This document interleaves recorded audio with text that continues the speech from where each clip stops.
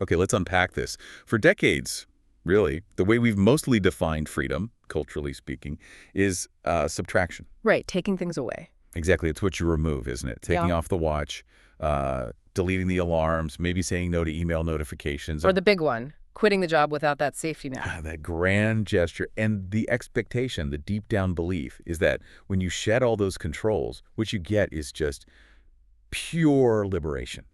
Blissful. Yeah. Right? You think you've cleared the deck, finally ready to live the life you want. But what's so fascinating, and what we really dove into for this, is how quickly that whole idea gets challenged. Oh, immediately. That expectation of just boundless, easy freedom. It turns out it can be, well, a pretty sophisticated kind of self-sabotage. Sabotage. How so? Well, the thinking we explored suggests that after you do all that subtracting, after you lift the constraints, you don't land in some oasis of opportunity. No. Where do you end up? Often you just wake up in a desert. A desert. Wow. Yeah. Okay, a desert of what? Just boundless choice. Yeah. But paralyzing choice. Exactly. Paralyzing.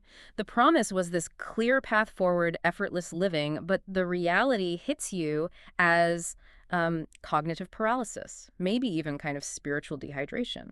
Right. And exploring that paradox, that's really our mission today. This unexpected truth that complete freedom, without any form or structure or intentional boundaries, it isn't just inefficient. It can be genuinely terrifying, actively paralyzing. We really need to question that common assumption, don't we? That more options automatically means more happiness or, more effectiveness. Absolutely. And we're going to look at why structure isn't actually the opposite of freedom. It might just be its necessary condition. The boundary that makes freedom work. Like the shore. Precisely. The shore. And to really get our heads around this, we'll be using some potent metaphors that came up. The desert, obviously, but also this idea of an ocean without shores and choice itself acting like scissors. Okay, let's start right there. In that desert. The desert of possibility. So that first moment, the clean break, the external control is gone. You've deleted the alarm app. You stare at a calendar, and it's just blank. Zero commitments. There's definitely a rush. Oh, yeah, an instantaneous, delightful chemical rush. Feels exhilarating, like stepping out onto this vast, cloudless sky opening up above you. Infinite potential. It feels infinite. But the insights we looked at are starkly clear on this. That feeling, that immediate, unbound joy, it's fleeting. How fleeting? Maybe a minute. Seriously. It's the novelty, the relief from a burden you were carrying. But does it last? No. And the critical thing, the deeper point, is how unsustainable that pure, unbound formlessness really is. That cloudless sky. Initially, ecstatic.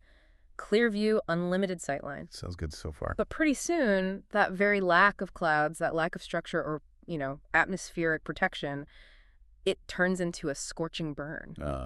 So the boundaries you thought were shackles. They were actually crucial shelters. Without them, you're just exposed.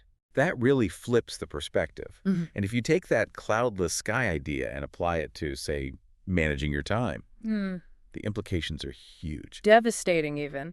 If every single hour is wide open, you have no shade, right? Yeah. No deadline, no external pressure, not even an internal commitment that's pushing you to move with intent. You're just out there, exposed, utterly exposed to the heat of infinite possibility.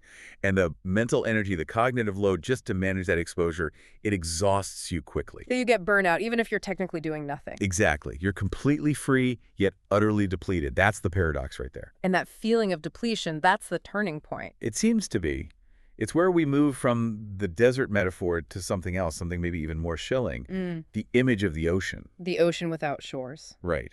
The idea being freedom without form is an ocean without shores. And what's interesting there is, again, the initial image is quite romantic, isn't it? An ocean without shores sounds vast, deep, beautiful, absolutely gorgeous to watch, as one way of putting it went. It represents that pure, almost spiritual ideal of infinite possibility.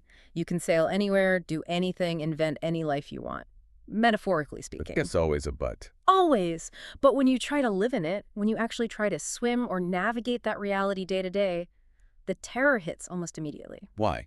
Because there's nowhere to land. Exactly. No place to land, no natural harbor, no anchor point for who you are or what you're trying to do, nothing to tell you when the journey is actually done. Without the shore, the boundary. The beautiful, limitless possibility just collapses. It becomes chaos, existential risk. You aren't really sailing with purpose, you're just drifting. At the mercy of every little wave. Every small ripple of external distraction, or even just your own internal whim, you're constantly pulled off course because there is no course. You literally drown in possibility. Hmm. Which brings us to the mechanism. How does this actually mess with our decision-making when everything is allowed? This is where it gets really practical and maybe a bit brutal. The phenomenon described is what we could call the scissor effect. The scissor effect. This is really the practical definition of that paralysis we talked about. When there are zero constraints, you can choose anything, anytime, any goal, any direction. Choice stops being a tool that helps you. It stops enabling? It becomes destructive. We assume choice empowers, right? But here, unlimited choice acts like a pair of scissors. It ends up cutting your desires into scraps. Wow, cutting your desires into scraps. That's vivid and sharp. It captures the psychological toll, doesn't it? We know about decision fatigue, but this is like taking it to the absolute extreme. So let's make that concrete. Say you have 10 big goals, worthwhile things. Write a novel, learn a language, start a business, run a marathon, whatever. All valid desires, things you genuinely want. But if you have no boundaries, no structure, nothing telling you, okay, this quarter, 80% of your focus goes on goal A. Then the scissor effect kicks in. You try to do a little bit of everything because your freedom allows it, demands it almost. You feel you should be able to do it all because there are no limits. So you spend, 30 minutes writing, 20 minutes jogging, 15 minutes on Duolingo, maybe an hour coding something? And what do you have at the end of the day? 10 fragments. Yeah. 10 little exhausted scraps of effort. Exactly. You haven't truly committed to any single desire deeply enough because the unbounded freedom lets you constantly shift focus. It even encourages it.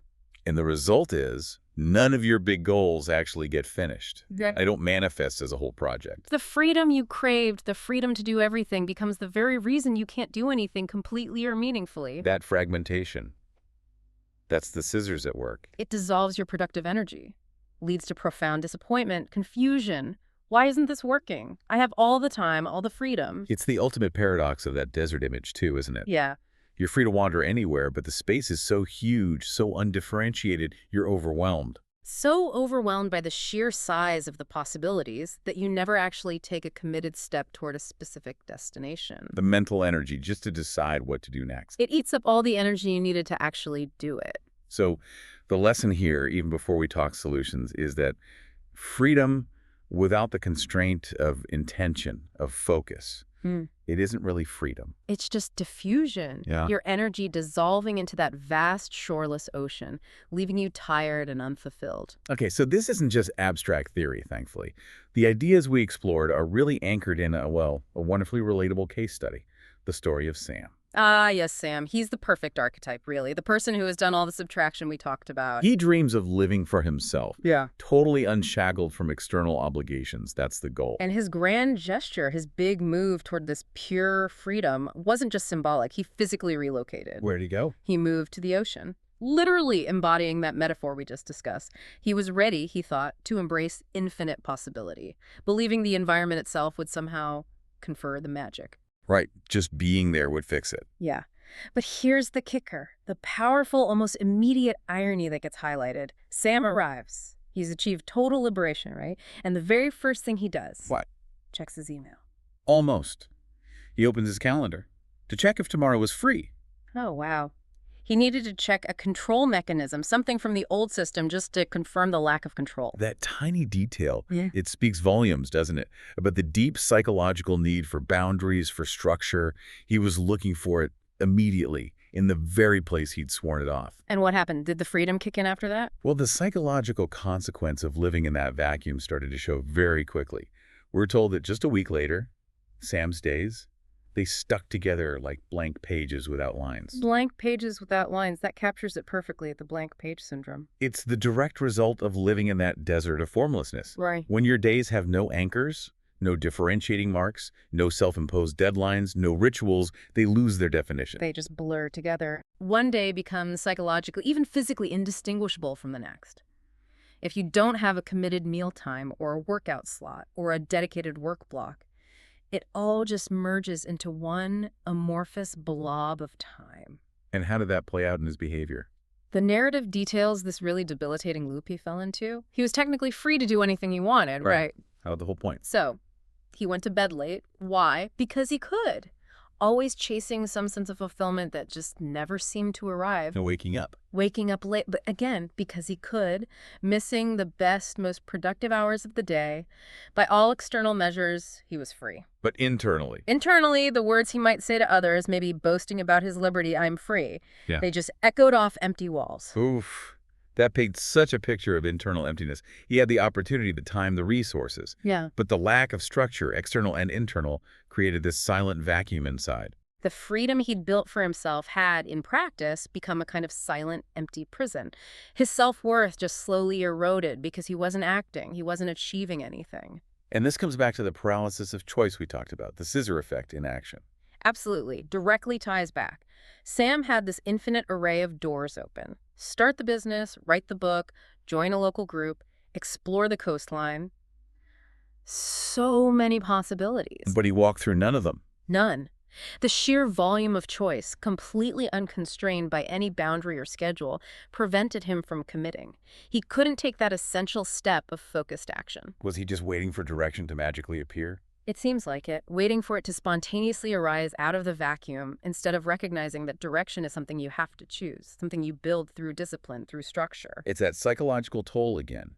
Absolute self-governance, but without any framework. When every single decision, from what's for breakfast to what's your major life goal for the next decade, falls entirely on you, and you have no system, the energy just to run that daily self-governance, it often uses up all the energy you needed for meaningful action.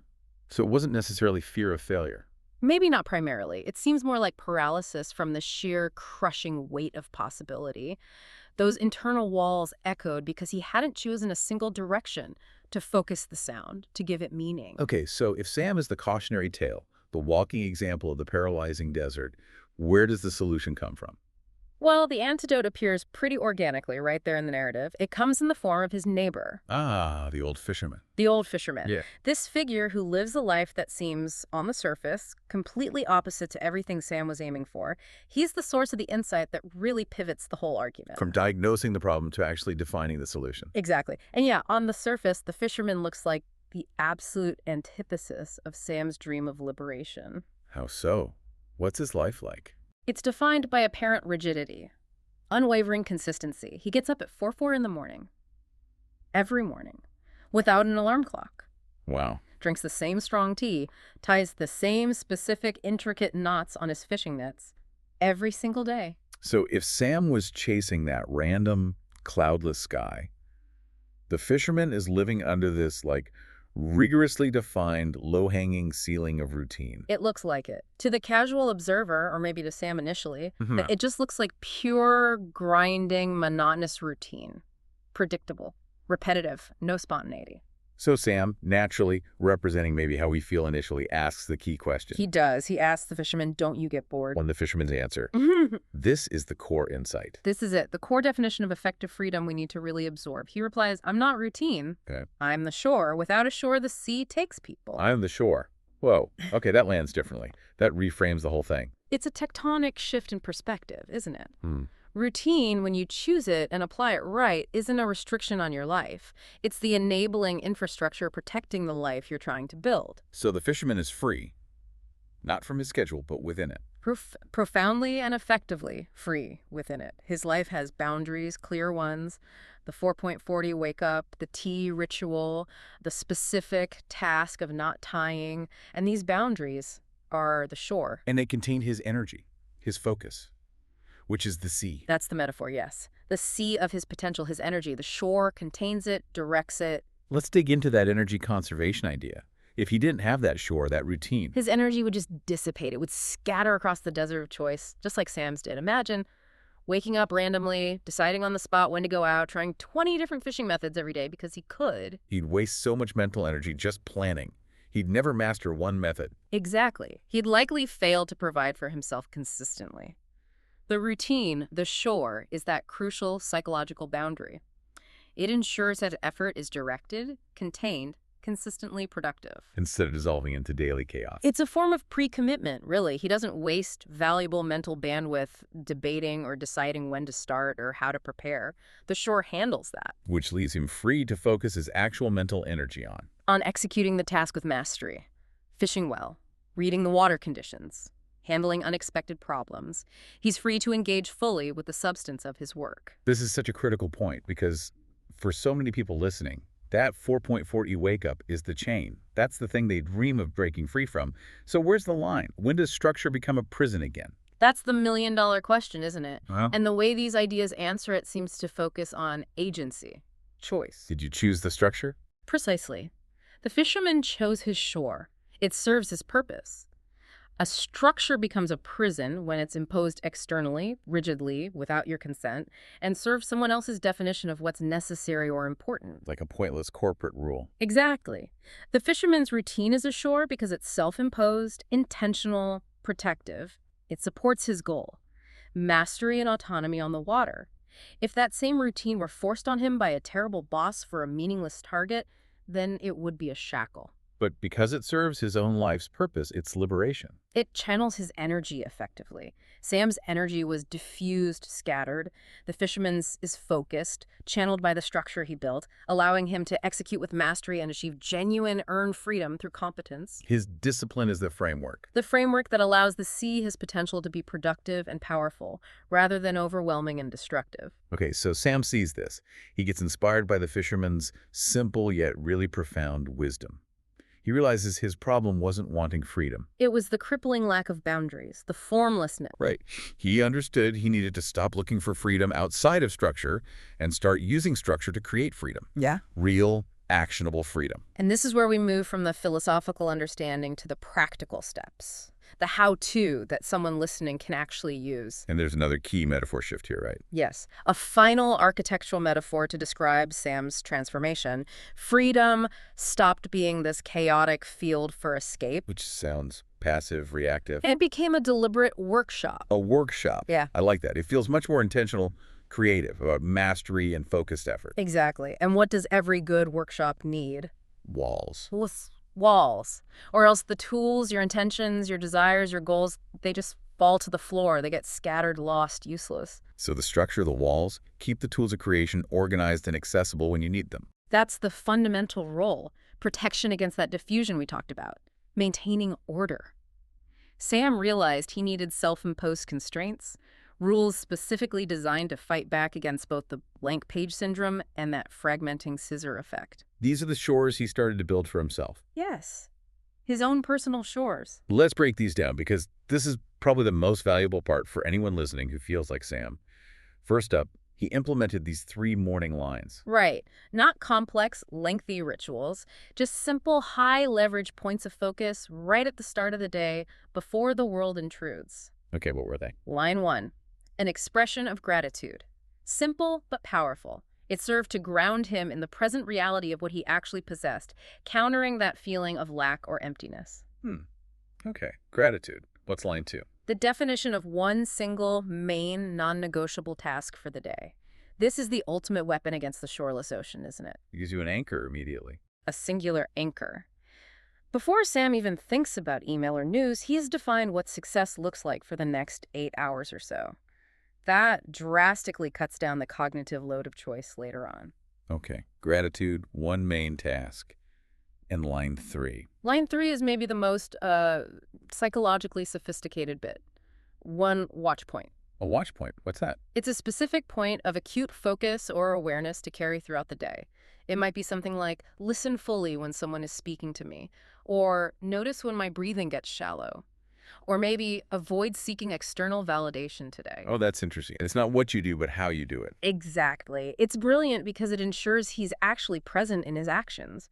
It's a mechanism of mindful constraint that stops the days from just blurring together. He's intentionally drawing lines on that blank page by committing to how he experiences the day. Okay, 3 morning lines. What else? How did he fight the scissor effect, the fragmentation? He instituted a strict task limit, no more than 5 tasks maximum for any given day. 5. That's a hard limit. A critical structural constraint. By forbidding himself from taking on more than 5 things, he forced himself to choose effectively.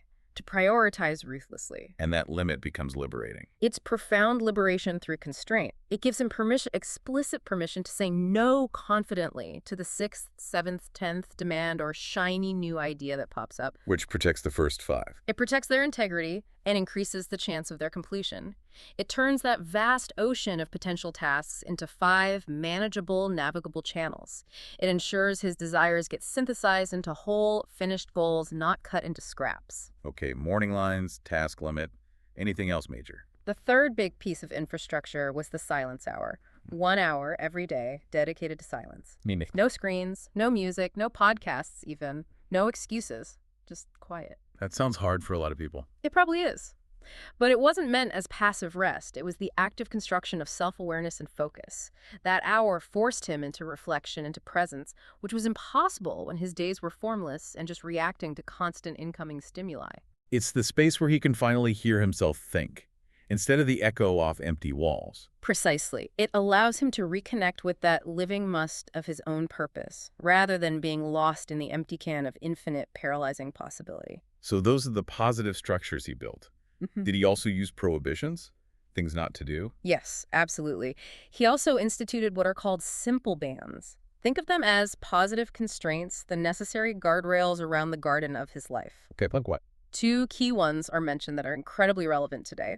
1, don't start the day with the screen. Ah, the big one. Huge. And 2, don't say yes, simply out of politeness or obligation. Okay, let's take the screen one first. Why is that so important? Because starting with a screen immediately hands over the first, potentially most focused, most cognitively available hour of your day to external agendas. Emails, news headlines, social media. Exactly. Validation cycles, anxieties, other people's priorities. You're immediately set adrift from your own show before you've even had a chance to anchor yourself with those morning lines. And the polite yes. How is that a structure issue? Because it's equally destructive to your own structure. It allows other people's lack of planning or their priorities to constantly define your structure, your day. Saying yes when you mean no just invites chaos into your workshop. So by implementing these bans, Sam was actively reclaiming his own attention, his time. Reclaiming authority over them. The ban isn't an absence of freedom. It's the powerful, intentional exercise of the freedom to choose what not to engage with. It ensures your resources, time, energy, focus remain available for what you've decided truly matters. And the result of all this, Yeah. building these shores, these walls, these rules. The impact described was immediate and profound, almost sensory. How so? Physically and mentally, it's noted, his breathing deepened. Tastes returned. Wow, like coming back into your own body. Exactly. That palpable sensation of returning to yourself, to your senses, after the exhausting diffusion and anxiety of the desert. And the mindset shift. Most importantly, yes, he gained direction, a sense of purpose, described as a living must instead of that empty can. The empty can being the limitless possibility that was just too vast, too paralyzing. And the living must being the intentional chosen path that now guides his effort, gives it meaning. He moved from that empty possibility to meaningful, self-directed purpose, all defined and protected by his own rules. So if we pull all of this together, everything we've kind of walked through today, what does this fundamental paradox resolve into? How do we finally understand freedom? Yeah, what's the core takeaway? The final synthesis we explored gives, I think, a really definitive, powerful answer about effective freedom. It goes, freedom isn't the absence of locks, Okay. but the art of carrying the keys and knowing which door to open today. Keys, not locks. Or rather, keys and locks, but used differently. Exactly. That distinction is everything we've been discussing. A lock often is external, imposed. Think of a prison gate or a corporate deadline you didn't set, a mandatory structure you resent. Just feel like shackles. They often are. But when we choose our rules, when we intentionally build our own shores or workshop walls, they stop being shackles imposed on us. They become keys. Keys we choose to carry. Right. A key is a tool. It grants selective, intentional access. You choose to create the boundary, the lock, if you will, precisely so that only you, using the intentional rule the key, can open it at the right time for a focused outcome. So the fisherman's 4-4-eye wake up. That's his key. It's his key to a productive day on the water. Sam's 5-task limit. That's his key to meaningful completion, fighting the scissor effect.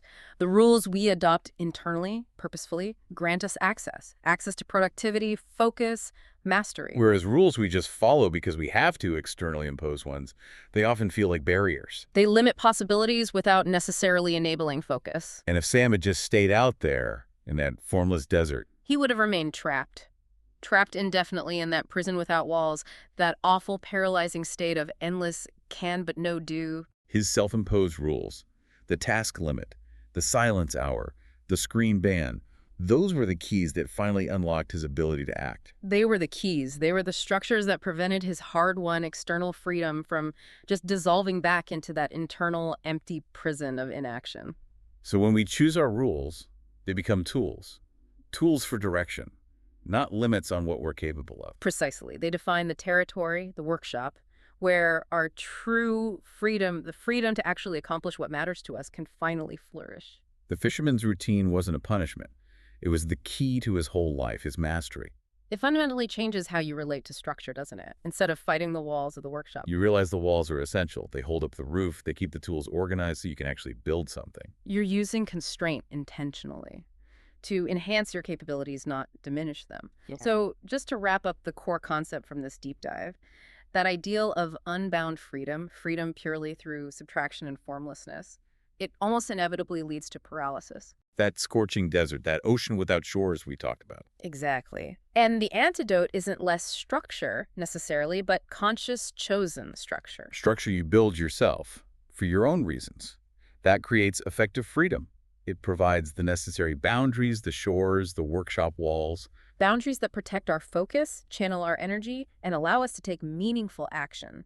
The rules we adopt become keys. Keys that grant us selective access to our goals, rather than shackles that just limit our potential. True freedom, then, isn't really about that limitless, undefined can of possibility. It's about the living must of intentional, self-directed purpose.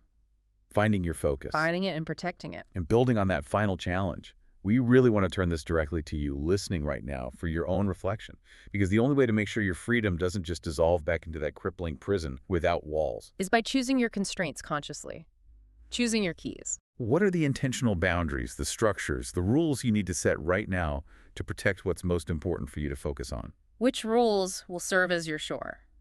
So tell me, which 3 of your rules are keys, not shackles, without which your freedom dissolves back into a prison without walls? Something to think about as you go build your own shores.